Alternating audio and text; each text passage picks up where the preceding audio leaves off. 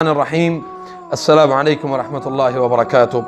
الحمد للہ رب العالمین والصلاة والسلام علی خاتم الانبیاء والمرسلین نبینا محمد صلی اللہ علیہ وسلم وعلی آلہ وصحبہ اجمعین اما بعد۔ آج جس موضوع پر میں بات کرنے جا رہا ہوں بڑا حساس موضوع ہے، اور اس کی حساسیت کا اندازہ آپ اس بات سے لگا سکتے ہیں کہ کس تیزی کے ساتھ ہمارے معاشرے میں پاکستان کے اندر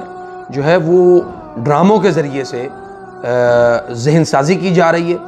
اور ہماری عوام کے جو معاملات ہیں اس کے اوپر بڑی تیزی کے ساتھ ورکنگ ہو رہی ہے۔ یعنی معاملات سے مراد یہ ہے کہ لوگوں کو جادو، جنات اور ان چیزوں کے اوپر بلیو کرنے کے لیے، یعنی ان چیزوں کے اوپر بلیو سے مراد یہ ہے کہ ان کے ذریعے سے مدد مانگنا یا ان کے ذرائع کو اختیار کرنا، اس پر ہماری نسلوں کی جو ہے نا وہ ذہن سازی کی جا رہی ہے۔ ایک ڈرامہ جو ہے وہ میری نظروں سے گزرا جس کا نام چھلاوا ہے۔ اس ڈرامے کی ایک جو قسط ہے وہ میں نے دیکھی، تو مجھے اس قسط کے دیکھنے کے بعد مجھے اس بات پر مجبور ہونا پڑا کہ مجھے اس پر ضرور بات کرنی چاہیے تاکہ ہم اپنی عوام کو آگاہی دے سکیں۔ اس قسط میں جو انہوں نے بتایا کہ ایک جو دھاگا ہے، وہ دھاگا آپ اپنے جسم کے ساتھ باندھ کے رکھیں گے تو آپ کو کوئی جن شن جو ہے نا وہ کوئی بھی آپ کو تکلیف نہیں دے سکتا۔ مسئلہ یہ نہیں ہے کہ وہ دھاگا باندھنا،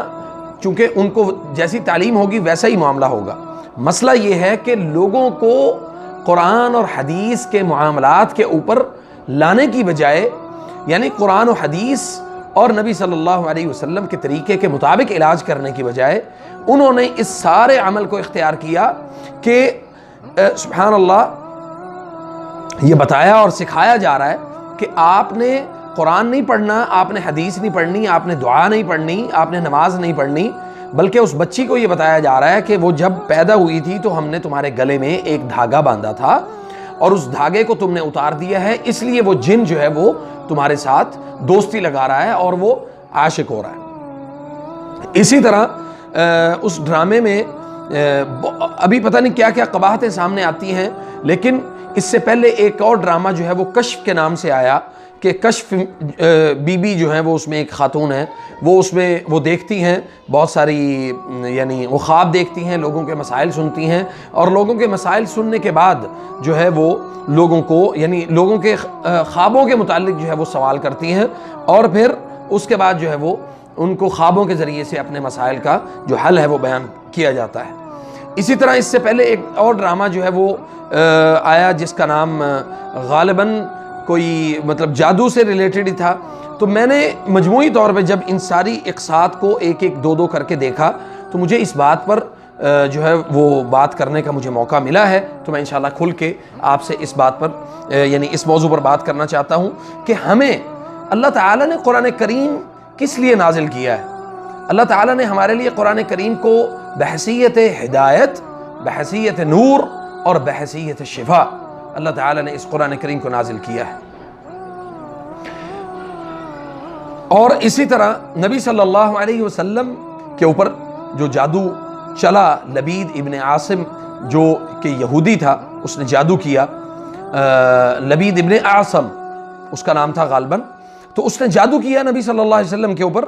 اور پھر اللہ تعالیٰ نے حضرت جبریل علیہ السلام کے ذریعے سے سورۃ الفلق اور سورۃ الناس کو نازل کیا، نہ کہ اللہ تعالیٰ نے کسی دھاگے کو، کسی کڑے اور چھلے کو اور کسی کیل کو، اور جو آج کل کے خرافات ہیں جناب، وہ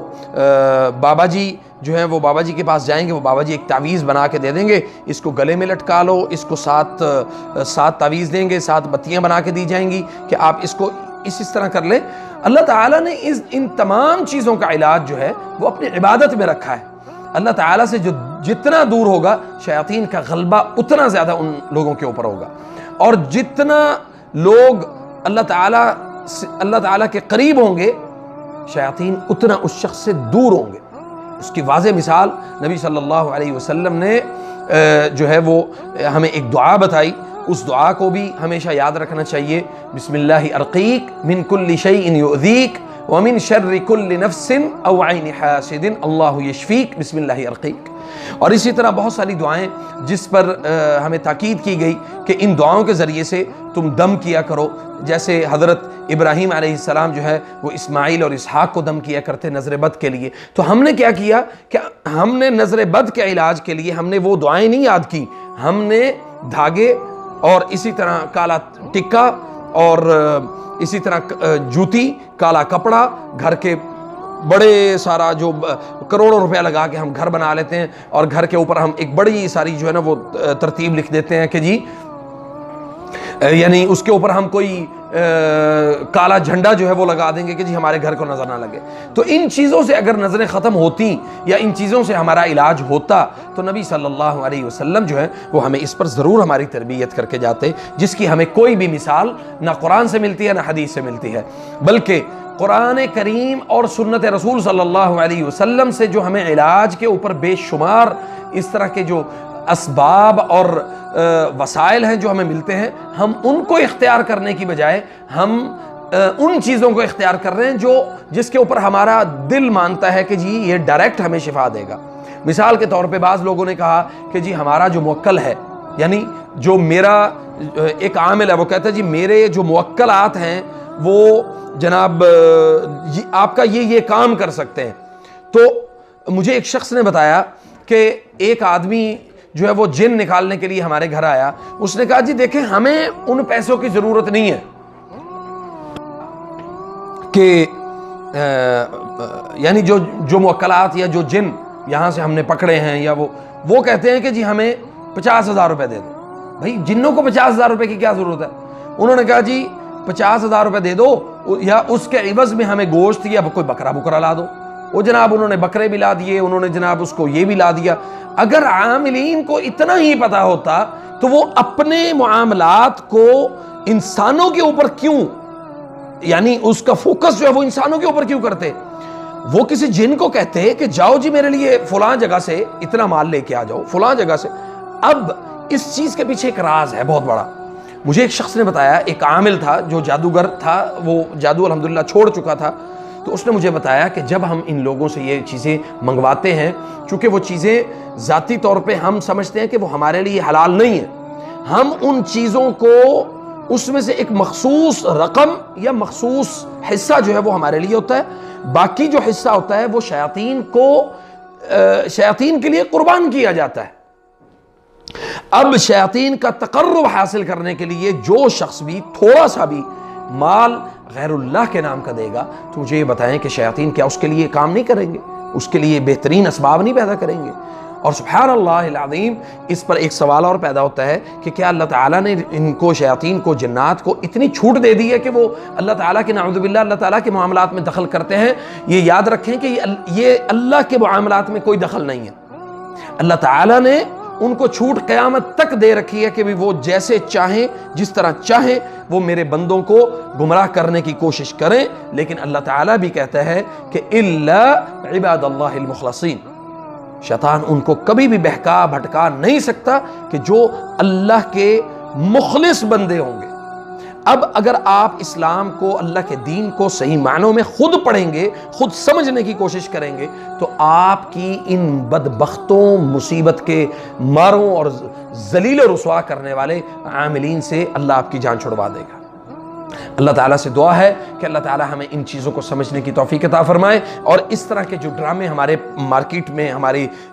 جو سوشل میڈیا ہے یا مطلب ہمارے ٹی وی چینلز ہیں اس کے اوپر آ رہے ہیں، ان کو کنڈیم کریں، ان کے خلاف احتجاج ضرور کریں کہ اس طرح کے ڈرامے دکھانے سے گریز کیا جائے۔ ہمارے معاشرے کو امن کی، محبت کی، بھائی چارے کی اور ایمانداری کی ضرورت ہے۔ ہمارے معاشرے کو عاملوں کی اور جادوگروں کی اور ان چیزوں کی ضرورت نہیں ہے، ٹھیک ہے؟ اور اگر ہم ان چیزوں کو لے کر کے سسپینس فل جو ہے وہ ہوگا، کوئی بھی ویڈیو یعنی کوئی بھی عامل ہمیں یعنی کوئی ڈرامے ہمیں سسپینس فل ملیں گے، تو اس کا مطلب یہ ہے کہ ہم خود ان چیزوں کو دعوت دے رہے ہیں کہ وہ ہمارے گھروں میں داخل ہوں۔ اور انشاءاللہ میں امید کرتا ہوں کہ آپ کو یہ ویڈیو ضرور انشاءاللہ پسند آئے گی، آپ اس کو شیئر بھی کریں گے، لائک بھی کریں گے، اور میں اسی کے ساتھ انشاءاللہ اجازت چاہتا ہوں۔ السلام علیکم ورحمۃ اللہ وبرکاتہ۔